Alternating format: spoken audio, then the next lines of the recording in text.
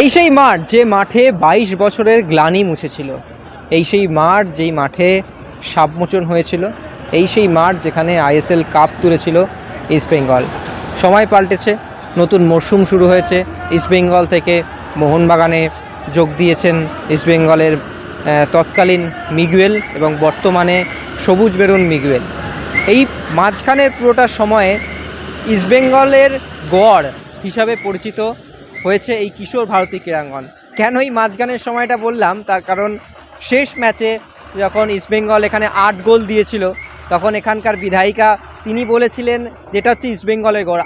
আদতে এটা কিন্তু ইস্টবেঙ্গলেরই গড়। যাদবপুর এলাকা কিশোর ভারতী ক্রীড়াঙ্গন, এখানে লাল হলুদ সমর্থক সব থেকে বেশি।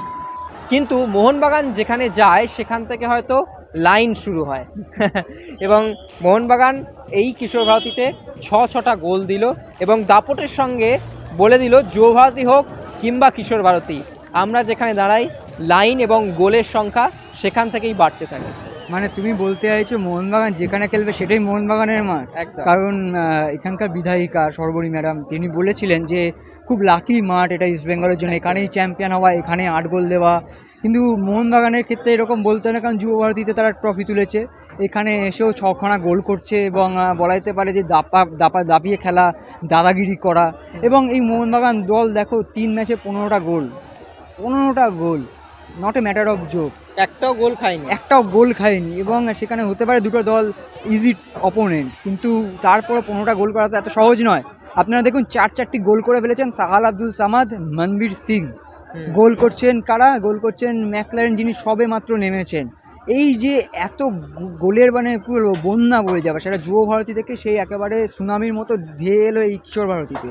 সেই জায়গায় দাঁড়িয়ে সত্যি এই মজার ভিডিওটা আমাদের করলাম, কারণ আমরাই বলেছিলাম আগের দিন যখন ভিডিও আমরা করলাম এক্সট্রা টকে যে সত্যি গড়ের মাঠ, এটা গড়, নিজেদের ঘর বাড়ি হয়ে উঠেছে এই কিশোর ভারতী ক্রীড়াঙ্গন। এখানেই চোখের জল, আনন্দাশ্রু সেটা ছিল লালু সমর্থকদের। সেখানেই কিন্তু গর্বের সঙ্গে ম্যাচটা জিতে গ্রুপ টপে শেষ করলো। কারণ দেখো যতই ইজি অপোনেন্ট হোক, মোহনবাগান যদি এই ম্যাচটা যদি না জিততে পারতো, যদি সম্ভব অসম্ভব অনেক কিছু হয়, যদি না জিততো ইস্টবেঙ্গলে টপ করতে পারতো, গ্রুপে একটা চান্স থাকতো। সেখানে 6টা গোল এবং প্রচুর গোল মিস, মানে half dozen goal 1 dozen miss. সেই জায়গায় দাঁড়িয়ে বোঝা যাচ্ছে যে মোহনবাগানও কতটা প্রস্তুত। এবং এখনও দেখো, এখনও আসেননি সামির, এখনও 6 পয়েন্টারকে আসেন জানি না আমরা, এখনও সাংতে আসেননি, এখনও যোগ দেননি। এবং যারা নতুন ফুটবলার, একমাত্র ব্রাজিল যিনি মোটামুটি এখন ফিট হয়ে গেছেন, অ্যালবার্ট তো মোটামুটি ফিট হয়ে গেছেন, সবে আজকে সময় পেলেন। ম্যাক্কা মিগুয়েল আজকে খেলারও সুযোগ পেলেন না, তাতেই 6খানা গোল। মানে আমরা তো ভেবেছিলাম যে মিগুয়েল ম্যাক্কা নিয়ে শো করবো, মিগুয়েল শো হবে, আমরা সাহাল শো দেখলাম। আমরা দেখলাম যে কিভাবে এই দলটার প্রত্যেকে গোল করতে পারেন, অ্যাসিস্ট করতে পারেন। আমরা অভিষেকের কথা বলবো, গোলটা করলেন যেভাবে, অর্থাৎ অরিত্র এটা মানতেই হবে যে আমরা বরাবরই বলি যে মোহনবাগান যে দলটা গড়ে সেটা ভারত সেরা হওয়ার জন্যই গড়ে, সেটা যে টুর্নামেন্টে গেলে চ্যাম্পিয়ন হওয়ার জন্যই খেলে।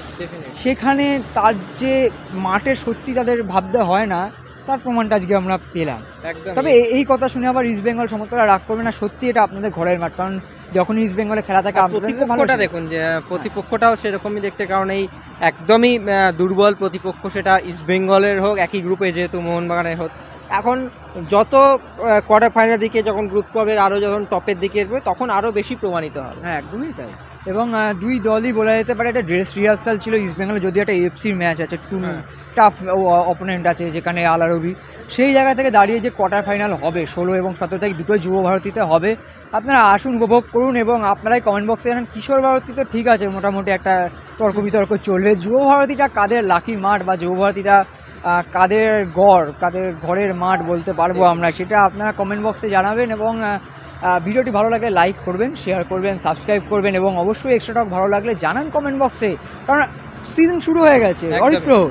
আমরা আর অপেক্ষা করতে পারছি না যে কখন আমরা শুনবো দর্শক বন্ধুরা এক্সট্রা টকের নতুন টপিক বলে দেবে, তারাই বলবেন যে এইটা নিয়ে শো হোক। আমরা অপেক্ষায় আছি। আমরাও নিশ্চয়ই আপনাদের কথা মতো চলব। Thank you. Extra time.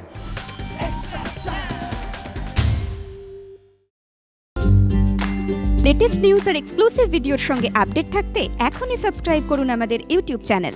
Bell আইকনে ক্লিক করতে ভুলবেন না যেন।